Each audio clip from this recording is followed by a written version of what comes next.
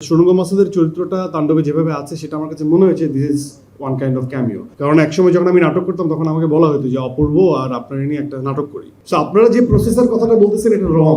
অভিনেতাদের কাছে সবার আগে গল্প, ইন্ডাস্ট্রির স্বার্থ, আমাদের ব্যক্তি স্বার্থ আগে ঠিক করতে হবে যে আমি কি বেড়ে উঠছি কিনা। কারণ আমরা মুখে বলবো ইন্ডাস্ট্রির স্বার্থ এবং তারপর আমি চিন্তা করবো আমার ব্যক্তি স্বার্থ, তাহলে তো এটা তো ডাবল স্ট্যান্ডার্ড গিরি।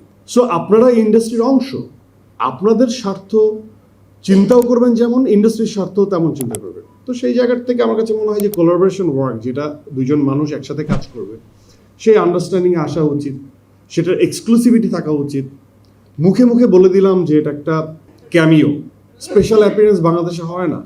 সো আমার যেমন সুরঙ্গ মাসুদের চরিত্রটা তাণ্ডবে যেভাবে আছে সেটা আমার কাছে মনে হয়েছে this is one kind of cameo.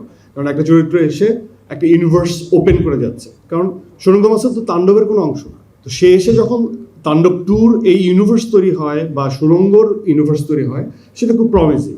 So আমরা চাই হচ্ছে প্রত্যেকটা মানুষকে গেস্ট অ্যাপিয়ারেন্সের কথা বলে তাকে প্রপার সম্মানটাও দিতে, টিম এটা এনশিওর করা উচিত। আর কোলাবোরেশন ওয়ার্ক সবসময়ই আমি বলবো যে খুবই সুন্দর কিছু হয়।